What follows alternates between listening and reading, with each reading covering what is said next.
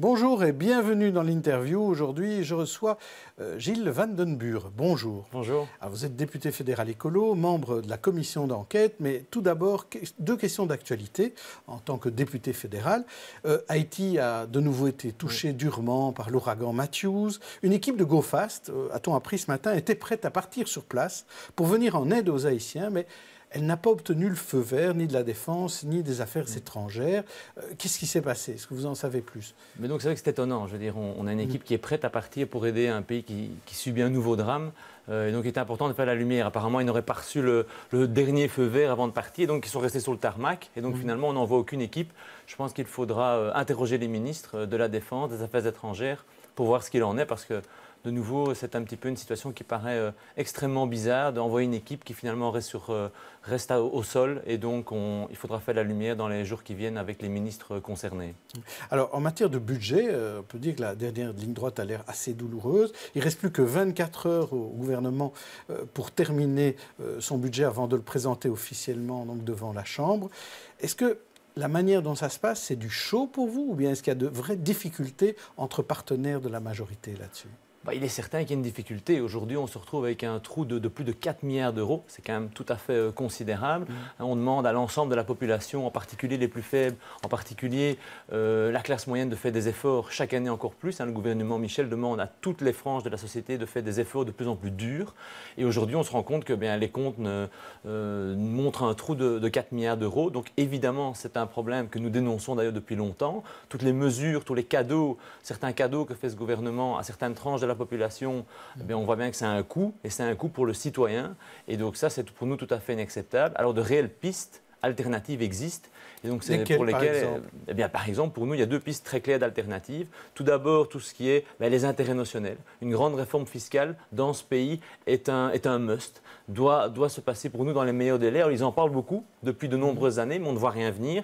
Aujourd'hui, les intérêts notionnels ont un coût de plusieurs milliards par an pour le contribuable, pour donc des déductions à l'impôt des sociétés. Nous sommes partisans de revoir totalement cette formule et de mettre le paquet, je dirais, pour les PME, les indépendants, les petites entreprises. Ce sont ces entreprises-là qu'il faut en priorité aider et pas les grands groupes multinationaux. Je pense que l'actualité l'a assez montré ces dernières semaines, qui font un peu du shopping finalement entre différents pays en fonction de la fiscalité. Donc revoyons les intérêts notionnels déjà à ce niveau-là.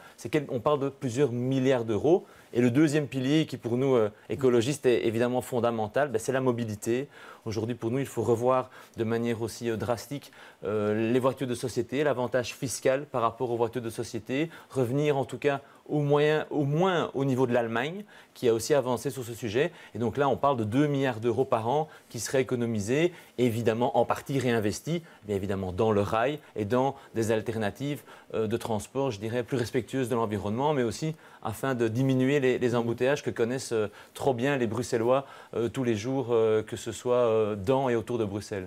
Vous parliez des intérêts notionnels en faisant écho à l'actualité des grandes multinationales qui peuvent dégraisser en Belgique. Est-ce qu'il n'y en aurait pas davantage qui ferait perdre de l'emploi chez nous? Mais je ne pense pas. Je pense qu'aujourd'hui, ce système n'a été lié à aucune condition et c'est bien le problème. Donc on a fait des cadeaux, des déductions fiscales, mais sans le lier à la croissance de l'emploi, à certains critères objectifs sociaux, environnementaux. Et donc c'est bien là le problème d'un système de déduction fiscale de très grande ampleur, c'est qu'il ne lie absolument pas l'entreprise par rapport à son ancrage, ici belge, et à la création d'emplois. Et donc c'est ça le problème. Donc oui, continuons à aider des entreprises et essayons qu'elles viennent en Belgique investir et créer de l'emploi, mais il faut lier les aides publiques à l'emploi créé, sinon ça n'a aucun sens. Alors parlons de cette commission d'enquête dont vous êtes membre, et on a l'impression qu'on va de révélation en révélation. Vous devez en découvrir de belles, que ce soit ce qui est dit au sein de la commission, mais aussi les comités P et R qui remettent le rapport. Et là, on a appris, c'était ce week-end, samedi, dans le TET, on a révélé un rapport du comité P qui disait qu'on a eu 13 fois l'occasion de coincer les auteurs des attentats de Paris et que dans 50% des cas, c'était dû à un manque d'effectifs, on n'a pas pu aller plus loin. C'est quand même dramatique de se rendre compte de ça, et c'est notre propre police qui le dit. Tout à fait. Donc la police des polices, le comité P, donc le rapport a fuité, comme on dit, ce week-end dans la presse, et il montre effectivement qu'il y a toute une série de manquements constatés par la police des polices sur le travail des enquêteurs au niveau des enquêtes sur les frères Abdeslam notamment, donc les auteurs essentiellement des attentats de Paris. Et donc c'est très interpellant. Donc en tant que membre de la commission d'enquête, ce rapport, nous l'avons depuis plusieurs semaines, nous l'avons analysé. Donc vous confirmez que cet élément-là est bien dans le rapport? Donc les éléments qui sont sortis dans la presse ce week-end sont vrais. Donc c'est juste. Il y en a d'autres. Oui, il y en a d'autres. Et donc le comité P pointe effectivement toute une série de manquements, mais qui sont en partie expliqués par les services de police, par un manque de ressources, par un manque de moyens, par un manque de moyens humains singulièrement. Et donc on peut entendre la critique. Évidemment, on sait bien que, je dirais, chaque service qui passe dans la commission d'enquête aujourd'hui commence, je dirais, son audition en disant à quel point ils sont en sous-effectif. On a le responsable de la Sûreté de l'État qui dit « j'aimerais voir mon effectif doublé ». Donc on comprend très bien cette problématique, on y est sensible, mais ça ne peut pas tout expliquer. Donc à un moment donné, pourquoi l'information n'est pas passée de tel service, singulièrement de tel service fédéral à telle police locale, c'est un problème, on doit pouvoir l'expliquer. On a 20 bandes de données aujourd'hui au niveau de la structure de la sécurité et de la justice en Belgique. Voilà, et donc à un moment donné, chercher une information, c'est quand même, ça me paraît beaucoup. Chercher une information, c'est compliqué, et donc il va falloir faire la lumière sur tous ces éléments-là. La semaine prochaine, on reçoit l'ensemble des responsables de police fédérale au niveau de la commission d'enquête, et donc il faudra être très très pointu sur les questions qu'on leur pose. Alors un exemple, c'est Bilal Hadfi, un des kamikazes du 13 novembre. Il était signalé comme radicalisé, et l'info n'a jamais été partagée entre le local et le fédéral, et l'inverse aussi, entre le fédéral et le local. Donc c'est vrai qu'il n'y a pas que ce problème de nombre et de manque d'effectifs, il y a aussi un problème de fonctionnement. Oui, tout à fait. Et donc ici, on voit bien qu'entre la police locale et les services fédéraux, il y a eu un moment un problème de communication, l'information n'est pas arrivée à temps et les dossiers se sont retrouvés finalement classés et mis de côté, alors qu'on sait bien que Bilal Hadfi s'est fait exploser le 13 novembre à Paris. Et au-delà de ça, ce qui est aussi interpellant dans les premières semaines d'audition que nous avons depuis maintenant mi-septembre sur le volet sécurité et justice, c'est que tous les services viennent et disent finalement tout va bien Madame la Marquise.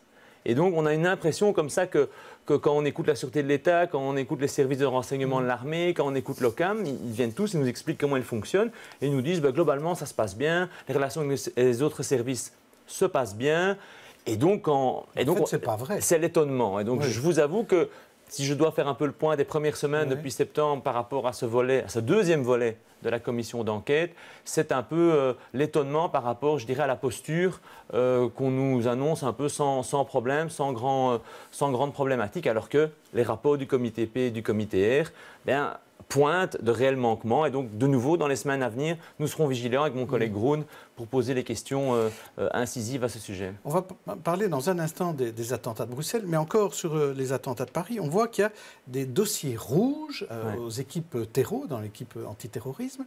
Il y a des dossiers rouges et des dossiers verts. Est-ce que vous pouvez nous expliquer ce que sont ces dossiers? Mais donc, comme les services sont tout à fait débordés, ils classifient, si vous voulez, les dossiers par thème et alors par couleur. Ils donnent certaines couleurs. Donc, le dossier rouge, le dossier des frères Abdeslam, a été considéré comme rouge. Donc ça veut dire qu'il est prioritaire, mais qu'il n'y a pas d'équipe pour s'en charger. Donc il reste quelque part priorité, mais sans personne qui régulièrement va essayer de voir où on en est ou faire le point sur le dossier. Dossier vert, ça veut dire qu'il est là, qu'il est signalé, qu'il est important, mais que personne ne le suit en fait. Donc c'est quelque part une gradation un peu inférieure au dossier rouge, si on comprend bien comment c'est expliqué.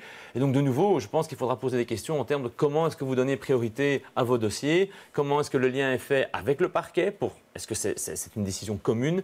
Je pense que ça sont des éléments fondamentaux. Oui, et on peut se dire, si déjà les frères Abdeslam, donc Bilal Hadfi est dossier vert, les frères Abdeslam sont dossier rouge, mais qu'est-ce qui doit être dossier noir alors? On peut se poser la question. Tout à fait, mais je pense que c'est parce qu'ils croulent sur le nombre de dossiers. Et ça, ils l'ont répété à plusieurs reprises. Maintenant, voilà, la clé, c'est effectivement donner priorité à certaines affaires plutôt que d'autres. Et on aimerait évidemment en savoir plus sur comment cette priorisation se produit. Vous avez entendu, donc vous le disiez tout à l'heure, le patron de la Sûreté, il a dit pour la première fois, nous sommes 571 et on devrait avoir le double. Et en plus, la Sûreté de l'État a dit, nous, de toute façon, les attentats de Bruxelles, on ne pouvait pas prévoir. Tout à fait. Et ils étaient crédibles quand ils disaient ça, sur les attentats de Bruxelles? C'est ce que je vous dis, c'est-à-dire que les premières auditions, pour l'instant, nous laissent sur notre faim, clairement. Moi, personnellement, je suis sur ma faim. On nous explique beaucoup que, voilà, on ne savait pas, la collaboration se passe bien, les éléments, on travaille bien en collaboration avec les autres services, avec la police locale. Donc, voilà, pour nous, il y a quelque chose qui cloche, clairement, et il va falloir avancer en étant probablement un peu plus incisif dans les questions et dans les points qu'on a envie de mettre en avant. Et on a entendu aussi l'OCAM dire qu'on ne leur avait jamais demandé de... Enfin, eux n'avaient jamais plutôt demandé de fermer les écoles au moment du lockdown. Ça aussi, c'était une surprise d'entendre ça. Tout à fait. Donc, l'ancien patron de l'OCAM, qui était là au moment du lockdown à Bruxelles, a dit voilà, il n'y avait aucun élément objectif de notre avis pour fermer les écoles à Bruxelles. Donc l'OCAM ne fait que remettre un avis. Hein. Ils ne disent pas les conséquences que cet avis doit avoir. Donc ils disent, voilà, nous on estime que c'est un niveau 4, donc menace précise et imminente. Mais ils disent que voilà, les écoles n'étaient pas touchées dans les rapports qu'ils avaient, elles n'étaient pas visées plutôt, et qu'ils étaient surpris par la décision prise. Donc c'est vrai que ça pose énormément de questions. Et d'ailleurs, ma collègue Barbara Tracht va poser les questions au ministre de l'Enseignement pour voir à quel moment, voilà, sur quels éléments objectifs a-t-on pris la décision de fermer les écoles à ce moment-là, parce que ça a créé une panique pour tous les parents.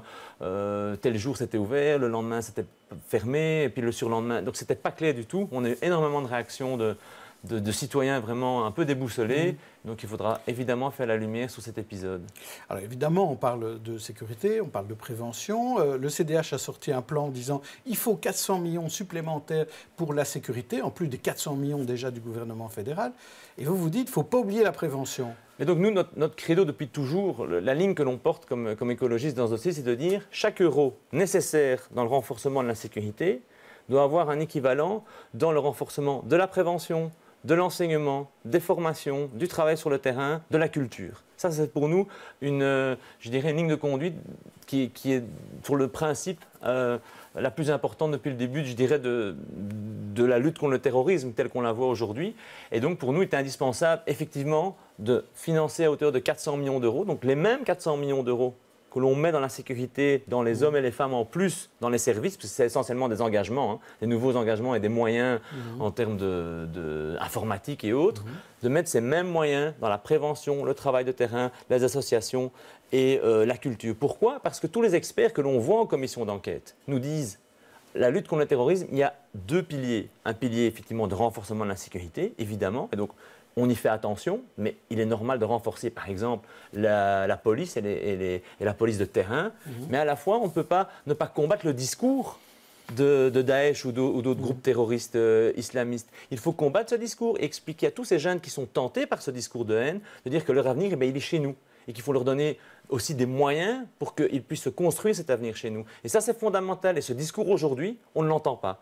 Alors que ce soit au fédéral, qui pourrait prendre quelque part un rôle de coordination et un rôle, comme il le fait dans le plan Canal, par exemple. Ce n'est pas sa compétence. Ce n'est pas sa compétence directement, effectivement. Mais je dirais au niveau fédéral, on a débloqué 400 millions d'euros qui ne vont pas uniquement au fédéral, qui va dans d'autres, notamment le plan Canal, qui a d'autres implications en termes au niveau communal et zonal. On pourrait imaginer un plan Vivre ensemble, à côté, qui concerne les mêmes communes, les mêmes publics, mais qui donne une chance à tous ces jeunes, essentiellement, c'est plutôt des jeunes, je dirais, de ne plus être attirés par les sirènes de haine de ces groupes terroristes. Pour nous, c'est fondamental et nous continuerons à taper sur ce clou parce qu'il est très peu entendu pour l'instant. Mais donc l'idée, c'est de demander aussi aux gouvernements régionaux et communautaires de mettre de l'argent sur la table au moment où ils font les budgets, donc ça tombe bien que vous le demandiez, pour arriver à ces 400 millions de prévention. Et si on est capable de dire à un moment donné, comme l'a dit le Premier ministre Charles Michel, les 400 millions qu'on met en plus pour la sécurité, la Commission européenne va comprendre que ça sort de l'équilibre budgétaire. Bon, on ne sait pas encore, ils doivent se prononcer pour mars prochain, je pense, mais il a dit c'est en bonne voie, il risque d'être d'accord. Si on peut avoir la Commission européenne qui est d'accord de sortir ces 400 millions sécuritaires du budget, il serait quand même très étonnant qu'on ne puisse pas sortir 400 millions pour la formation, le travail de terrain, le vivre ensemble et la culture, qu'on ne puisse pas aussi les sortir du carcan budgétaire, j'ai presque envie de dire de l'austérité budgétaire que nous impose l'Europe. Pour nous, c'est fondamental et je dirais l'un ne va pas sans l'autre. Et de nouveau, il serait naïf de penser qu'on peut gagner la lutte contre le terrorisme avec uniquement des mesures sécuritaires. Merci Gilles Van den Buur et à demain pour une autre interview. Bonne journée, bonne soirée. Merci.